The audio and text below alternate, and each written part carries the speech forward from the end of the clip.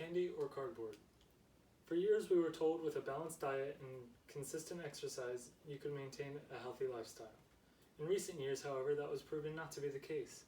In an article entitled Sugar Overload, Kate Lunau said, "Forget fat, forget gluten, sugar is fueling the biggest health crisis of our time." The obesity rate is rapidly increasing because of sugar. It's everywhere. It was introduced by the food companies, increased by the food companies, and consumed by us. The food industry is all about profit. For a penny's worth of wheat, they can then turn that into a box of cereal to sell for $4 to $5 in the grocery store.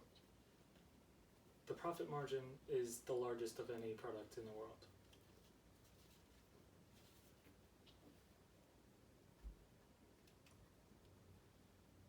The fats in processed foods consumed in healthy portions actually give some sustenance. When the food companies removed that, believing it was the only thing contributing to obesity, they also took out the flavor. Now they needed something to cover the cardboard taste left behind. Knowing the addictive properties of sugar, the companies realized what they had to do to stay ahead. They added some sugar for flavor and then a little more to rewire our brains, forming a dependence or even an addiction. Although the government regulated fats in foods, sugar was a whole new ballgame. They did not have to report how much of it was natural and how much they added.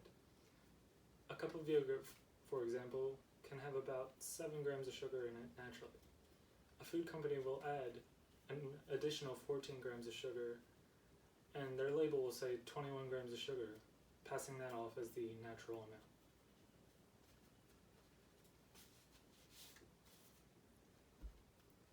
Sugar is a drug. Same addictive properties and rush effect. The food companies knew this. In an interview with CNN, Robert Lustig said, "Sugar was the hope the food companies used to get us to buy more."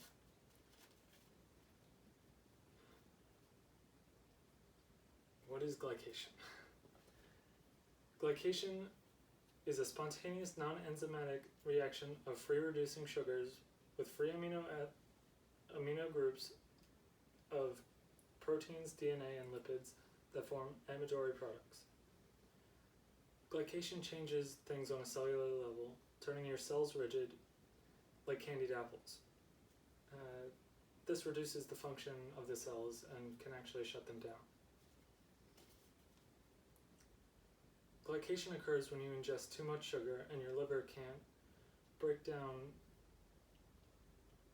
down fast enough.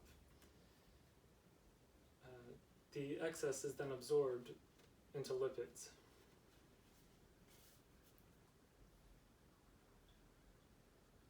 Sugar has taken over the average American's diet through substitution, addiction, and glycation. Although sugar is difficult to avoid, it is not impossible. At the end of the day, the food companies have no reason to stop. They lose nothing if you get sick. They have no reason to reduce the sugar. It is up to you